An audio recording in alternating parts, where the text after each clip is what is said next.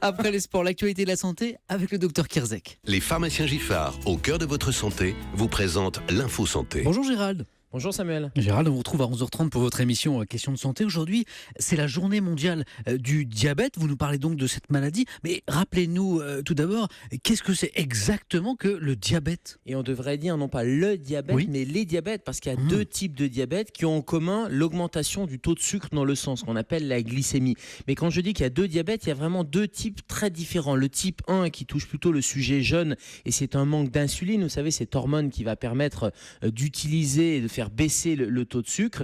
Et là, c'est un défaut génétique du pancréas. Et le type 2, c'est 90% des diabétiques, dont 500 à 800 000 qui s'ignorent. Et l'enjeu, finalement, il est sur ce diabète de type 2, parce que quand on s'ignore diabétique, eh bien, malheureusement, il n'y a pas de symptômes jusqu'au moment où il y a des complications. Gérald, quelles sont les conséquences du diabète sur la santé ?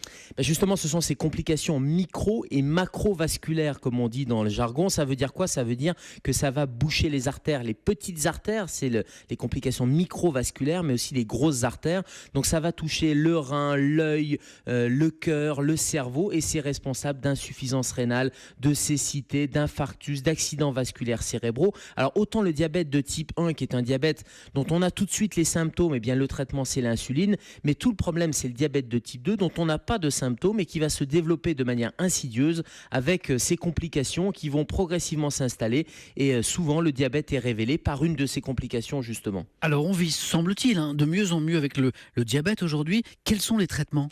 Alors semble-t-il, c'est le bon mot, parce qu'il y a une amélioration notamment du suivi médical, mais il y a une surmortalité qui persiste. Et il y a encore une étude la semaine dernière qui a montré qu'il y avait une surmortalité de plus 23% chez les hommes et plus 38% chez les femmes. Pourquoi ? Parce que maintenant, si on arrive à mieux contrôler la glycémie, mieux contrôler la tension artérielle, eh bien l'obésité, le tabagisme sont toujours présents. Donc il faut être préventif et curatif sur le diabète. Il y a l'insuline, mais il n'y a pas que l'insuline. Il y a surtout, c'est une maladie du mode de vie. Et aujourd'hui, c'est la journée mondiale. C'est fondamental d'aller se faire dépister et d'aller se faire piquer par exemple le bout du doigt pour aller mesurer cette glycémie. Merci docteur Kierzek, on vous retrouve de 11h30 à midi pour Question de santé.